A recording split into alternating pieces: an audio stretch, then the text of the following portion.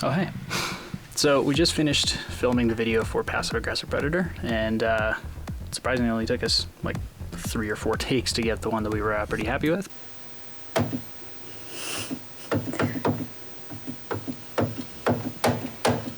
Ah, you son of a bitch. But yeah, it's a bit of a feat. There's a lot of moving parts to it, a lot of practice runs. But I'm just gonna go over kind of how we set all of it up. Alright, so the basis for the whole thing was just me wandering through the house, playing a bunch of stuff. Primarily I was playing the Roland MC101 here, which was synced up to a click track in Ableton. So I programmed this thing to send MIDI messages to Ableton. And the idea here is that starts it, that's a stop, and then that's a record. And so while I'm upstairs, I essentially start playing it, right? And then as the stems from Ableton start playing back, I actually just have to be very careful about timing the starting of the sequence here, which I actually took the kick drum from the original session and then just loaded it in here as a sample, as well as the bass.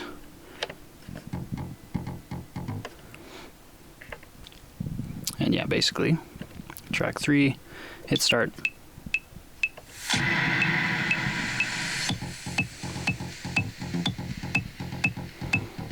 And then that's, yeah, so that's wirelessly connected using this swanky new Roland WM1 MIDI transmitter. There's the counterpart to it is plugged into my computer, which you can't see, using an X5 instrument, like guitar wireless thing, which is plugged into the input of the Apollo. And then in the return channel of my Helix, I have the Argon, which is out in the living room, also wirelessly connected. Yeah, so basically play the parts, come down here, play the launch pad, and then eventually turn this off, and then start playing the rest of the tracks. So the rest of the stems will have the original drum tracks and everything else from the original session in there. So I basically stop using the MC101 halfway through, and then flip between the guitar and the launch pad, and then finish everything off.